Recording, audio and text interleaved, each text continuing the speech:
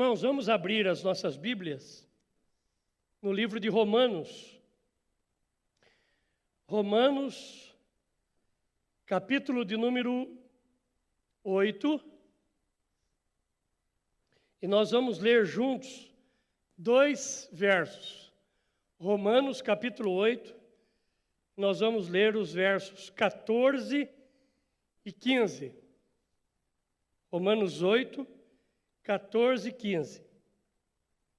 O texto sagrado, ele diz assim: pois todos os que são guiados pelo Espírito de Deus são filhos de Deus, porque não recebestes o espírito de escravidão para viverdes outra vez atemorizados, mas recebestes o espírito de adoção, baseado no qual clamamos, Abba, Pai. Eu quero hoje falar um pouco sobre a vida. Como eu disse agora há pouco, foi uma semana que eu pensei muito sobre a vida, por vários motivos, e um deles, porque eu fui convidado para pregar no aniversário do pastor. Irmãos, o que é a vida? Qual é a definição melhor que você daria, Clodoaldo, se perguntasse para você o que é a vida? Não é muito fácil dizer isso, né? A gente pensa em tanta coisa e a gente ouviria, Vó Cecília, um monte de opinião. Aliás, eu quero aproveitar aqui, antes de continuar, essa palavra ela está indo para a igreja do Morada do Sol, que vão começar agora em setembro um relógio de oração, 24 horas de oração. Pastor Pedro Brito, um grande abraço, Deus abençoe. Deus abençoe todos os irmãos que vão assistir essa mensagem. E a Tatiane, que nos pediu para que fizéssemos parte desse momento dos 24 horas de oração. Que Deus abençoe e que essa palavra sobre a vida alcance muita gente também aí na igreja Morada do Sol.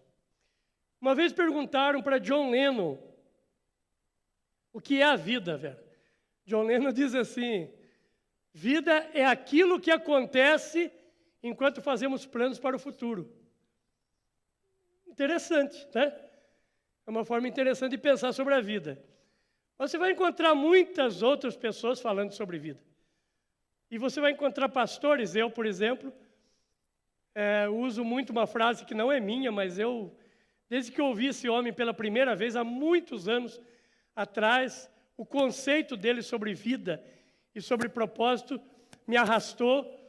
E o pastor Miles Monroe, ele dizia: a pior tragédia da vida não é a morte, mas a pior tragédia da vida é uma vida sem propósito. Então a pior tragédia da vida, irmão, não é quem morreu. A gente se entristece, a gente sente dor, saudade. Até Jesus chorou diante de um túmulo. Então não tem erro nenhum de sentir isso, de chorar, de desabafar, de lavar a alma. Mas a verdade é que, muitas vezes, uma pessoa não vive tanto como se espera, mas o tempo que vive, vive no propósito. Não é interessante isso? E tem muitas pessoas passando, irmão, pela vida, às vezes até com uma data muito longa, com um tempo de duração muito longo, mas quando se vai ver o propósito pelo qual viveu, quem sabe não valeu muito a pena. Não fez muita diferença, não marcou a história de ninguém, não deixou, quem sabe, um legado importante na vida de alguém. Agora, na verdade, eu quero hoje compartilhar com os irmãos alguns sentimentos, porque o tema de hoje é o que controla a nossa vida. O que tem controlado a sua vida? Nós, como a gente atende muitas pessoas nesses 33 anos de ministério, a gente vai percebendo como as pessoas são diferentes, a gente vai aprendendo a lidar com gente, a gente vai se tornando um psicólogo por autodidata, né? Por natureza, por acompanhar pessoas no dia a dia. E aí a gente vê que tem pessoas que elas poderiam estar vivendo muito melhor, vivendo a vida dentro de um projeto de Deus, produzindo mais, mas algumas situações e alguns sentimentos a impedem de viverem melhor. Por exemplo, um muito conhecido por todos nós, que é a culpa. Parece incrível, irmão, a gente fala disso. Sempre alguém fala, nossa, mas esse assunto de novo. Irmãos, o que tem de gente ainda que se conduz no dia a dia da vida pela culpa. Você conversa com ela e o sentimento que está no coração dela ou dele é passado. Uma vez, alguém, eu não lembro quem foi, disse assim, quando Satanás apresentar o seu passado, apresente o futuro dele. Porque ele tem um futuro triste, que é o lago de fogo. Mas o seu passado, Jesus já jogou no mar do esquecimento. Porém, quando você pegar com calma lá no livro de Apocalipse, não precisa agora para a gente ganhar tempo aqui, você vai ver que um dos nomes de Satanás, ou uma das formas dele ser conhecido, chama-se acusador. E aqui eu quero abrir um parênteses, Natal, porque toda vez que você encontrar pessoas que gostam de acusar a outra, ela está fazendo o serviço errado. Esse serviço não é dela. Esse trabalho é de Satanás. Quem acusa é Satanás. Foi para isso que ele veio, para ser acusador dos nossos irmãos. Nós podemos aconselhar, e devemos, nós podemos ensinar o caminho, nós podemos até exortar a pessoa, disciplinar a pessoa com amor, mas acusar não, porque esse não é o nosso trabalho. E por causa disso, Satanás tem tido muito êxito, porque tem lugares onde ele não está precisando fazer o trabalho. Alguém já está fazendo o trabalho dele. Então, cuidado com a culpa, porque esse não é o projeto de Deus. Todos aqueles que são guiados não pela culpa, mas pelo Espírito de Deus, diz o texto aqui, são filhos de Deus. Irmãos, diga comigo assim, o propósito de Deus na minha vida não está restringido ao meu passado.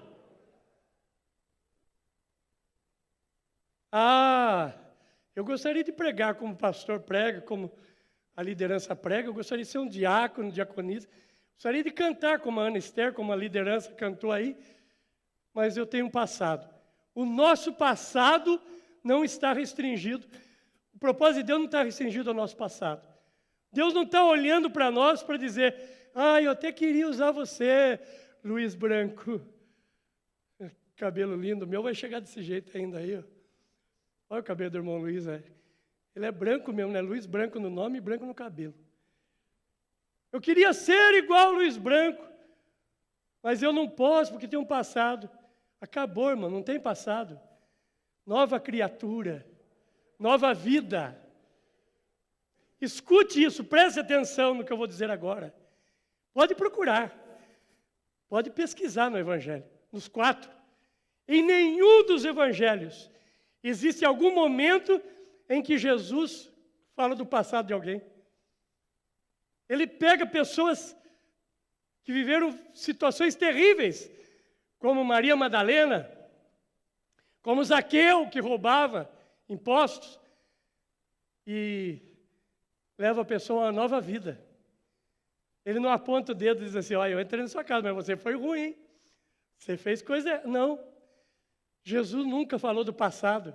Quem fala de passado somos nós, irmãos.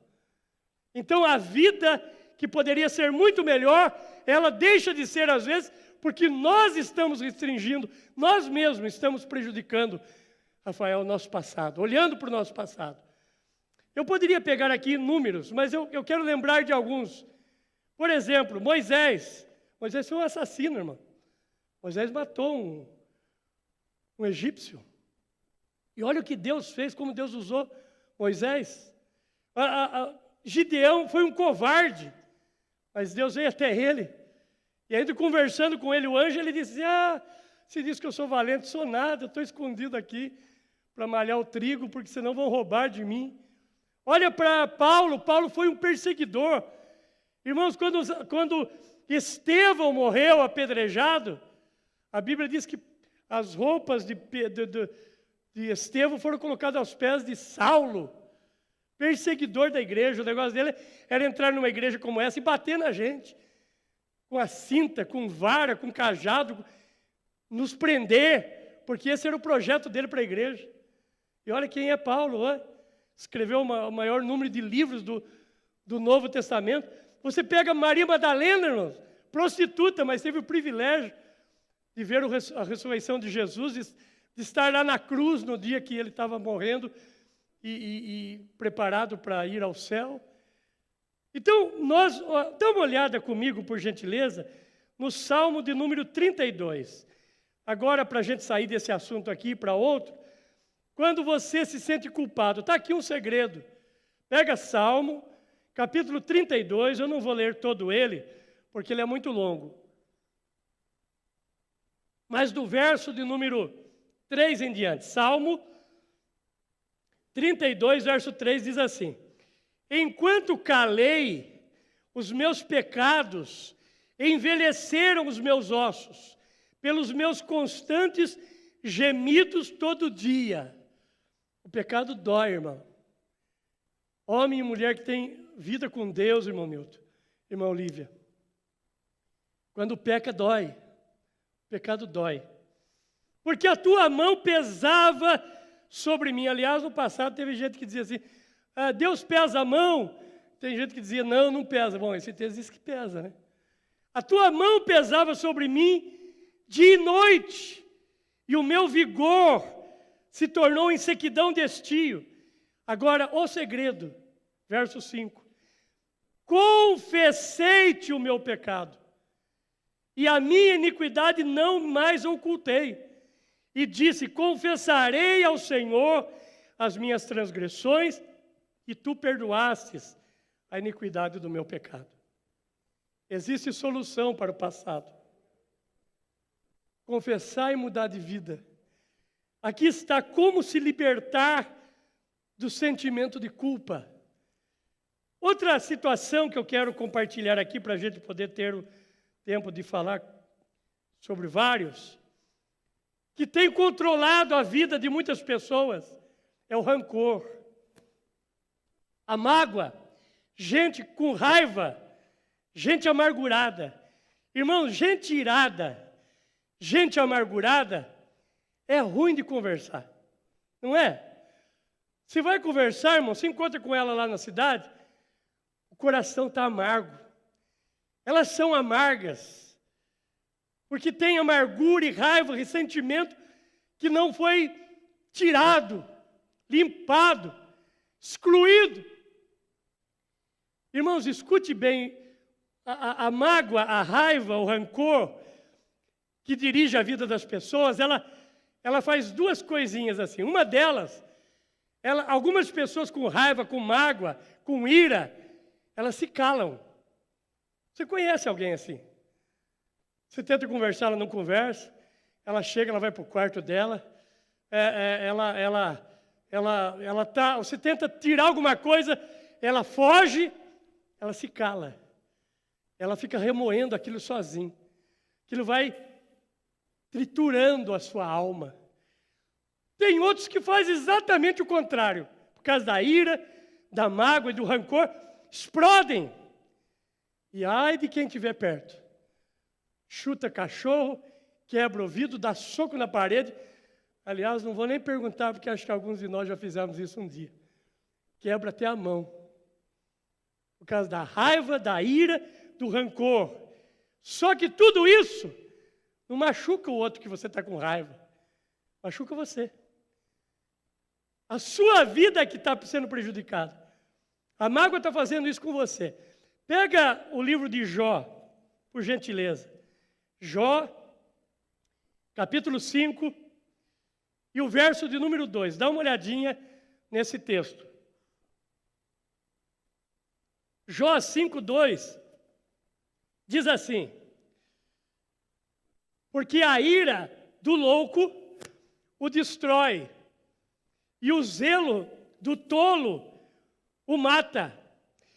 Tem uma versão NVI que diz assim: porque o ressentimento do tolo, do louco destrói.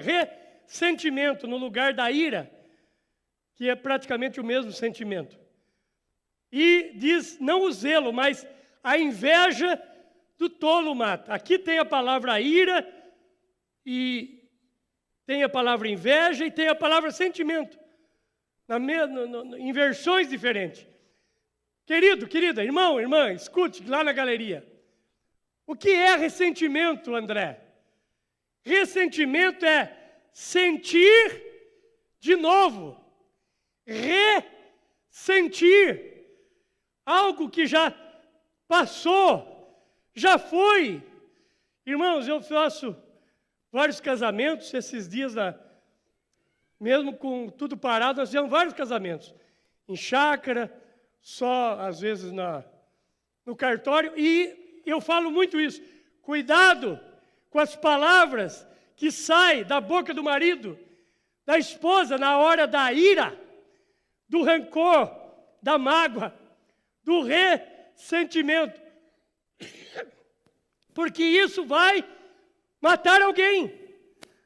Irmãos, nós não matamos pessoas apenas com uma faca, com um tiro. Nós matamos com palavras.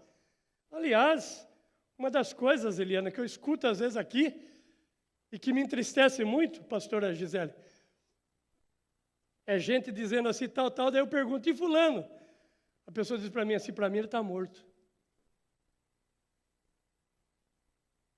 Não precisa de faca para matar.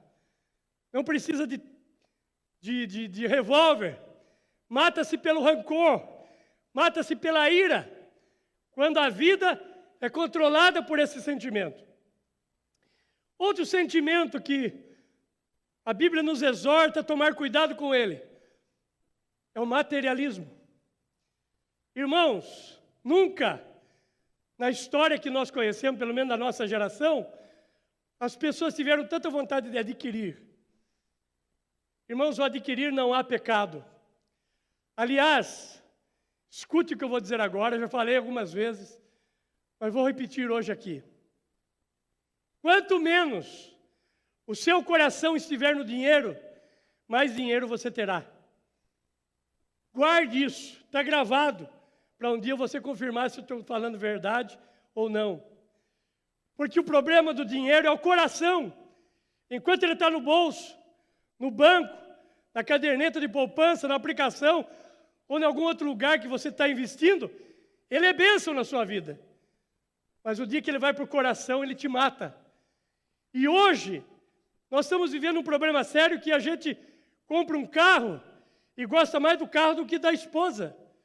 Gosta mais do carro do que do filho, porque se o filho esbarrar no carro, a gente briga com o filho por causa do carro. Eu estou usando o carro, mas tem tantos outros bens. Nós valorizamos bens, quando na verdade nós deveríamos usar os bens e valorizar pessoas. Usar o bem que Deus nos deu para o conforto, para necessidades que nós temos de ir e vir e amar gente. Mas às vezes nós amamos coisas e usamos pessoas. Às vezes o objetivo da vida vira só em adquirir. Existe um conceito errado, que tem muita gente por aí que tem.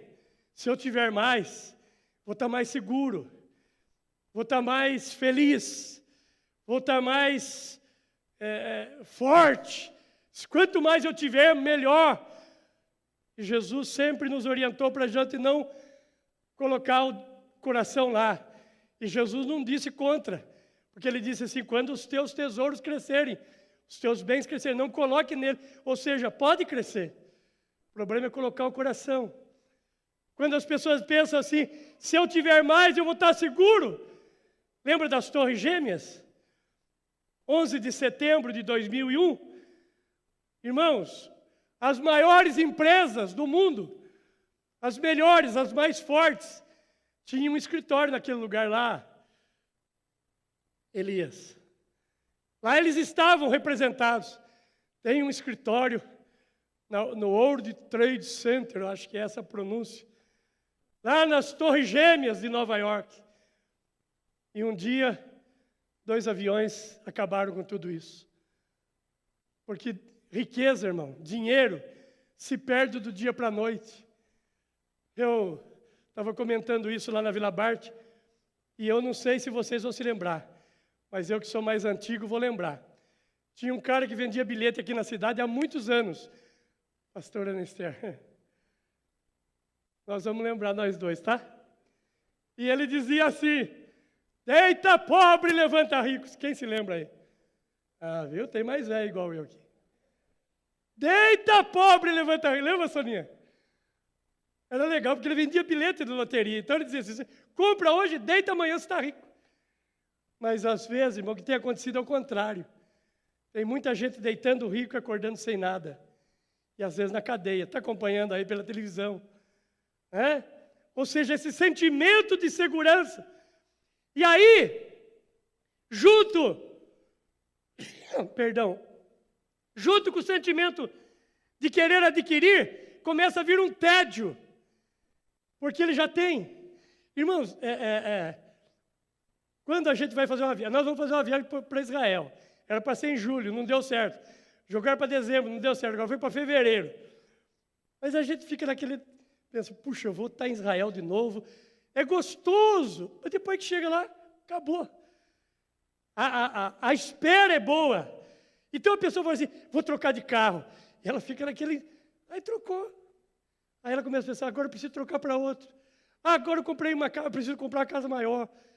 E aí começa a entrar o tédio, porque começa a haver uma insatisfação quando o coração está ligado a isso, a patrimônio, a riqueza, a recursos. E outros dizem, se eu tiver mais, eu vou me sentir melhor.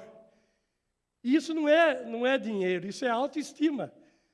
Irmão, vai nos bairros simples aqui de Itapetininga, você vai encontrar gente com uma autoestima 10 vezes maior do que muita gente que tem muito dinheiro aqui no centro da cidade. Eu contei já uma história aqui, mas não custa, né? Que vai que alguém não ouviu. Dizem que é Barack Obama e a Michelle. Diz que eles estavam no restaurante, e aí o garçom veio servir e reconheceu a Michelle. E começou a conversar um pouquinho com ela, serviu e saiu. Barack Obama falou para ela assim, quem é? Ela falou assim, foi meu namorado. Aí o Obama disse para ela assim, viu? Se você tivesse casado com ele, você seria uma garçonete. Ela falou, engano seu. Se eu tivesse me casado com ele, ele seria o presidente dos Estados Unidos. Autoestima não tem nada a ver com dinheiro. É gente que acorda de manhã e diz assim, vou vencer mais um dia.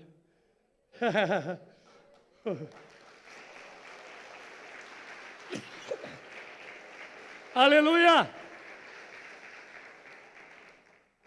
Vou para a luta. E além do mais, irmãos, eu quero lembrar aqui que existem algumas coisas que está dentro de você que ninguém tira. Eu lembro quando nós estávamos naquele outro momento que a gente entregava aqui um livro para os visitantes, o pastor Paulo Bonini dizia assim, lembra? Olha, você está recebendo aí um presente que ninguém pode tirar de você, você está recebendo conhecimento.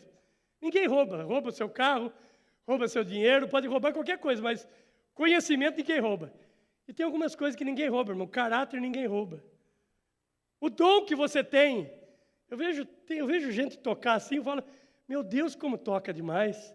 Eu vejo pessoas cantarem e dizem, Deus, que dom, eu queria cantar assim também, né? Vejo alguns pregarem, eu amo pregar, mas eu vejo muita gente pregar muito melhor que eu. Oh Deus, como é lindo pregar bem, né? Desse jeito. Eu vejo pessoas trabalhando em áreas, pintando um quadro, eu digo, que coisa linda, que talento. Irmãos, o dom que Deus te deu, ninguém tira. E se você não descobriu, tem um dom aí. Ninguém veio para cá sem dom. Então isso é muito melhor do que adquirir apenas, porque com esse dom você vai longe, sua vida vai ser muito melhor. Agora, outra coisa que dirige a vida das pessoas e a impedem de serem felizes é o medo. Pega um texto lá de Jó, capítulo de número 3, verso 25, o texto diz assim, aquilo que eu temia me sobreveio. O medo, tem gente que tem medo, irmãos. Ele faz um exame, surgiu um negocinho lá, ele perde a noite, perde o sono, perde a fome. Nós somos humanos, mas às vezes, passa-se um tempo, ele vai ver, aquilo não é nada, é benigno, é um sebinho que surgiu lá, é um negócio de lá, mas ele, por causa do medo, perdeu a fome, perdeu o sono, às vezes tem uns que com medo fica irritado. O medo faz isso, o medo paralisa, o medo impede, e os especialistas nesses estudos de medo diz que 80% a 90% dos nossos medos jamais acontecerão. Vão ser experiências traumáticas, mas jamais acontecerão. Olha o que diz o Salmo de número 56. Eu vou correr aqui, senão não termino essa palavra de hoje. O Salmo 56, verso 3 diz assim: mas eu, quando estiver com medo, confiarei em ti. Olha lá. Em me vindo o medo, o temor, hei de confiar em ti. E agora, para a gente encerrar e orar, um outro sentimento. Esse sentimento eu escrevi essa semana. Aliás, se você ainda não recebe o pensamento do dia, me manda o seu WhatsApp e eu mando para você todo dia. Essa semana, quinta ou sexta-feira, eu escrevi um pensamento dizendo assim: não dependa de aprovação dos outros. Eu disse assim: não conheço todas as chaves para o sucesso, mas uma chave para o fracasso é tentar agradar a todos. Escute isso, irmão. Não vai dar. Se você não está vivendo bem nessa área, mude hoje. Você não vai agradar todo mundo. Se você é aquela pessoa que quer viver bem, mas se alguém fizer uma crítica, derruba você, você precisa mudar. Porque, irmão, se eu dependesse se eu ouvisse crítica, eu não estaria mais no ministério. Faça o que Deus quer que você faça. Ande com Deus. Ponha sua vida em ordem. O resto é resto, irmão. Não fique dependendo de aprovação de todo mundo. Às vezes você tem até um projeto bom, mas tem gente que vai jogar areia. Aliás, escute, quando você tiver um bom projeto, converse com gente que te ama. Com gente que ama de verdade. Com gente que torce por você. Se você mostrar o projeto para a pessoa errada, ela vai dizer que não presta. Daqui 2 anos ela vai usar seu projeto. Ela vai aplicar o que você falou e disse para você: não, aqui não dá certo, Itapetininga não funciona. Aí assim que você esquecer, ela usa, porque o projeto era bom, mas ela matou seu projeto. Não viva uma vida dependente de aprovação. Paulo diz assim, Filipenses 1,6, ele diz: aquele que começou a boa obra em nossa vida, há de completá-la. Dirigidos por Deus, guiados pelo Espírito Santo. Jeremias diz assim, aliás, não é Jeremias, é Deus falando para Jeremias: eu é que sei os pensamentos, 29:11, Jeremias 29:11, eu é que sei os pensamentos que tenho sobre vós, pensamentos de paz e não de mal. Glória a Deus. O que anda controlando a sua vida? Não viva mais debaixo da escravidão. O texto que nós lemos diz isso. Os que são guiados, controlados pelo Espírito de Deus, são filhos de Deus, porque não dependem mais da escravidão. Jesus te libertou da escravidão. Não deixe o medo, a culpa, qualquer outro sentimento de mágoa, rancor, dirigir sua vida, controlar você. Mas que o Espírito Santo te controle. Vamos ficar de pé e vamos orar.